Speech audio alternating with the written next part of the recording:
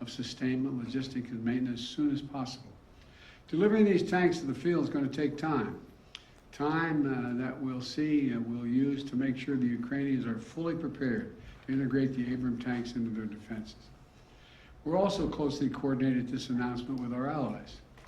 The American contribution will be joined by an additional announcement, including that will be readily available and more easily integrated for use in the battlefield in the coming weeks and months from other countries.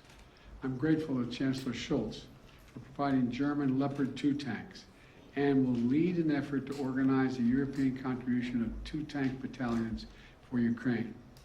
I want to thank the Chancellor for his leadership and his steadfast commitment to our collective efforts to support Ukraine. Germany has really stepped up. The Chancellor has been a strong voice for unity, a close friend, and for the level of effort we're going to continue.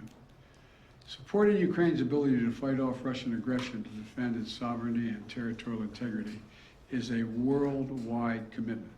Not just it's a worldwide commitment. Last week, in Germany, Secretary Austin convened the Ukraine Defense Contact Group for the 8th time.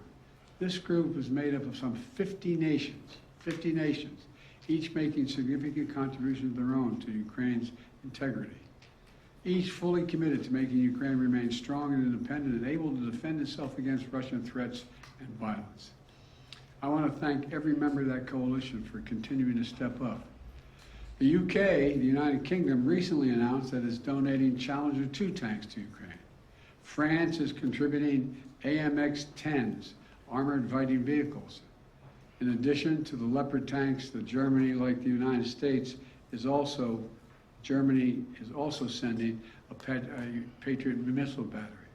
The Netherlands is donating a Patriot missile and launchers.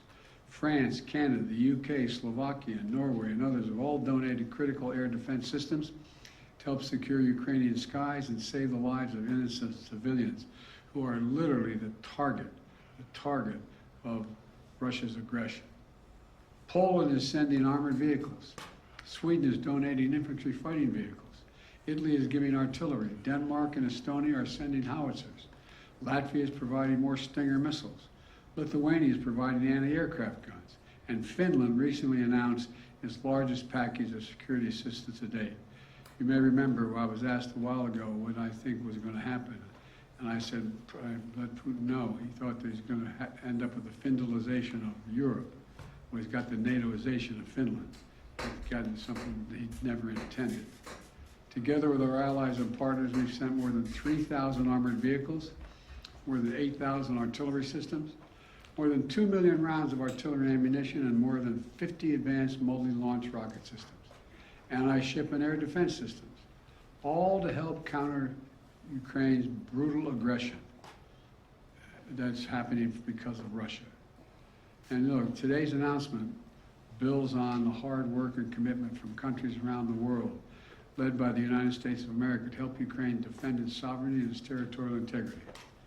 That's what this is about, helping Ukraine defend and protect Ukrainian land. It is not an offensive threat to Russia. There is no offensive threat to Russia. If Russian troops return to Russia, they'll be there where they belong. This war would be over today. That's what we all want, an end to this war in just and lasting terms. You know, our teams do not permit one nation.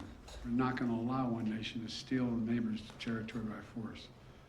Our terms that preserve Ukraine's sovereignty and territorial integrity and honor the UN Charter. They're the terms we're working on. And you know, these are the terms we all signed up for, and 143 nations voted for in the United Nations General Assembly last October.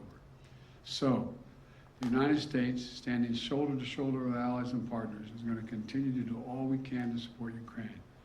Putin expected Europe and the United States to weaken our resolve. He expected our support for Ukraine to crumble with time. He was wrong. He was wrong. And he was wrong from the beginning, and he continues to be wrong. We are united. America is united, and so is the world.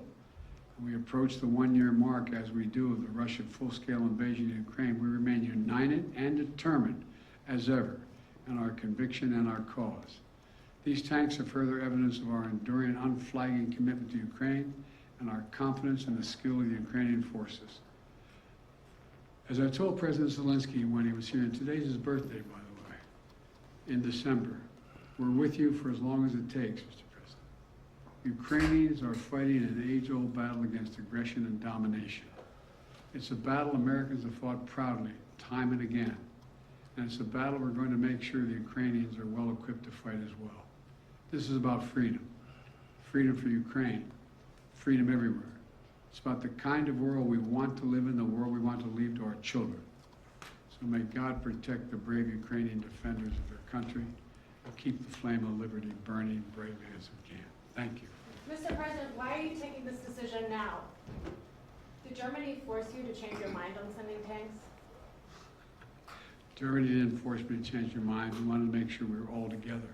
That's what we're going to do all along. And that's what we're doing right now. Thank you. Mr. President, any response to the Pence disclosures of classified documents? Sir, are the searches of your homes completed? Mr. President, when is Jeff Zients starting as your next chief of staff? Will you search for Hobit?